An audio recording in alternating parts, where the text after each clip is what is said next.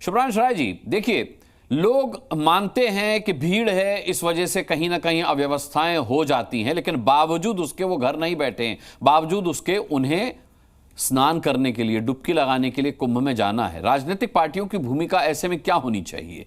ये पूरे हिंदुस्तान का उत्सव है, ये पूरे हिंदुस्तान का महाआयोजन है, क्या इस पर राजनीति होनी चाहिए? अनुराग, तीर्थों का राजा कहा गया है कि वो प्रयागराज नहाए, दर्शन करे। ये अवसर बहुत कम मिलता है। लेकिन मैं प्रदीप भंडारी की बात को आगे बढ़ाता हूं। प्रदीप भंडारी ने एक बड़ा सुंदर सा शब्द यूज किया, जजिया कर। मुगल काल में हिंदू तीर्थयात्री अगर यात्रा करने जाते थे तो उनसे तीर्थ यात्रा के बदले में जजिया कर लिया जाता है।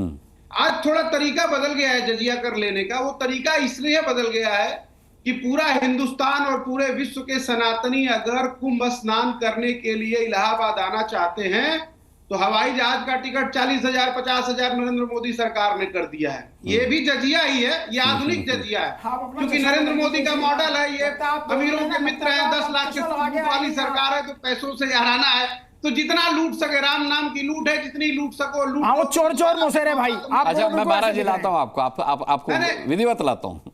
जितना लूट सके लूट लीजिए। वही हाल भारती के रेलों का है। ट्रेनों में वेटिंग को छोड़िए, धक्का धुक्की, मारा मारी, टिकटों की कीमत बढ़ा दी गई, टोल की कीमत बढ़ा दी गई। वहां पे अगर आप जाएंगे तो वहां मोटरसाइकिल, रिक्शा वाले, नाव वाले, जिसको मन है वो सनातन के नाम पे लूट मचाए हुए है, क्योंकि पता है कि भाई ऊपर राजा जो है वो व्यापारी है। घर बैठ के आप ऐसे आकलन कर सकते हैं। मैं तो वहां पे होकर आया हूँ और 1 महीना वहां रहकर आया हूँ मैं। आपका आकलन बहुत अच्छा है। घर बैठ के मुंगेरी लाल के सपने देखिए और लोगों को बताइए वो झूठे सपने कैसे हैं आपके।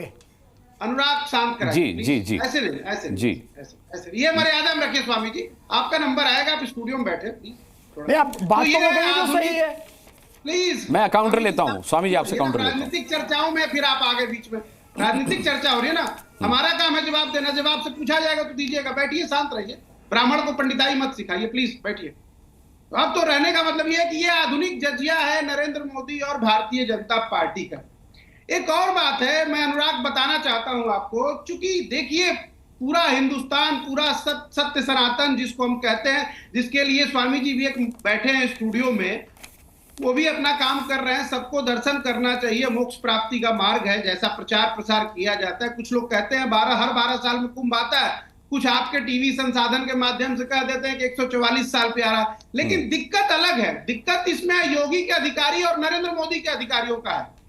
जो मरा, जो चाहे नई दिल्ली रेलवे स्टेशन पे मरा, चाहे वहां मौनी अमावस्या के दिन मरा, चाहे अभी 3 बजे सेक्टर 4 में वहां आग लगा हुआ है, जो मरा, जो दुर्व्यवस्था, जो हादसा हो रहा है, क्या उसके जीवन की भरपाई नरेंद्र मोदी या योगी आदित्यनाथ कर पाएंगे?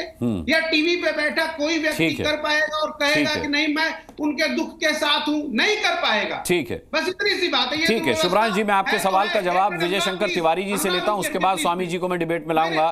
विजय शंकर जी, जो जिम्मेदार अधिकारी है, ठीक है, अधिकारियों को पता है कि रील हम बनाकर शेयर कर देंगे और ऊपर लिख देंगे आई लव प्रयागराज, इससे हमारा ठीक है। अब विजय जी को बोलने देते हैं, समय थोड़ा कम रहता है अब डिबेट में। जी विजय जी, जो मरे हुए लोग हैं उनके लिए हमारा काम, और मैं समझ गया आपका मैसेज क्लियर है शुभ्रांश जी।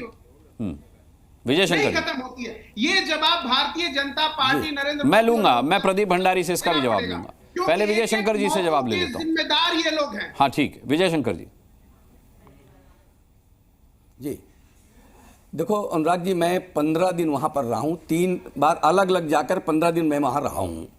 और मैंने वहाँ देखा कि जो वर्षों से एक नैरेटिव बनाने की कोशिश की गई देश में कि जनजाति हिंदू नहीं है, ये पंथ के हिंदू नहीं है, इस प्रकार का देश में बहुत बड़ा नैरेटिव क्रिएट करने की कोशिश की गई थी।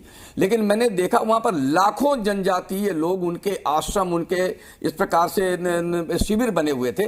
मैंने देखा सिखों के शिविर बने हुए थे और सब जगह भंडारे लगे हुए थे। उसके अंदर पूरे कुंभ में लाखों लाख लोग रह रहे थे, कोई भी भूखा नहीं रहता था। ठीक है, तो एक प्रकार का इनका नैरेटिव ध्वस्त हो गया। दूसरी बात ये कोई अखिलेश जी के समय लगने वाला कुंभ नहीं है, ना योगी आदित्यनाथ के लगने वाला कुंभ है। ये वर्षानुवर्ष से लाखों लाख वर्ष से मुझे लगता है कुंभ लग रहा होगा, लेकिन अंतर केवल इतना आया है कि इस बार महाकुंभ की तैयारी के लिए शासन ने एक अतिरिक्त ध्यान लगाया और देश भर से, दुनिया भर से बड़े प्रतिभाशाली बड़े बड़े लोग आए और इसका इस प्रकार का चरित्र है कि देश भर से करोड़ों करोड़ लोग वहां पहुंचे। अब किस प्रकार से नहीं, लेकिन विपक्ष का ये आरोप है कि सरकार का ध्यान वीवीआईपी पर है। विजय शंकर जी, आप भी गए होंगे तो वीवीआईपी कैटेगरी में गए होंगे विश्व हिंदू परिषद से। नहीं, मैं बिल्कुल नहीं गया था, मैं स्कूटर से गया था। मैं रेलवे स्टेशन से उतरा और मुझे पता था कि यहाँ पर हजारों लाखों लोग अपनी गाड़ियों से आ रहे हैं और उसमें जन सामान्य लोग थे। शायद ये जो प्रवक्ता बैठे होंगे इनके अपने परिवारों से भी लोग गाड़ियों से गए होंगे। लेकिन मैं रेलवे से उतरने के बाद स्कूटर से गया, मुझे पता था मैं स्कूटर से सुविधाजनक पहुंच जाऊंगा। अंदर भी स्नान मैंने किया, लेकिन मैंने कहा कि किसी प्रकार का ध्वंस कैसे करना। तो अखिलेश जी तो इस कुंभ के प्रारंभ होने से पहले ही, जब ये तैयारियां चल रही थी, केवल खंभे लगे थे बिजली के, तो वहां से इन्होंने इसका दुष्प्रचार करना शुरू कर दिया था कि ये कुंभ की तैयारियां चल रही है। जब वहां ठीक है विजय जी, ठीक है विजय जी, ठीक है, आपका संदेश साफ हो चुका है। अच्छा बोलिए अनुराग जी, जरा जवाब दे दूं। जी जी अनुराग जी, मैं आता हूं, मैं प्रदीप जी आता हूं। ठीक।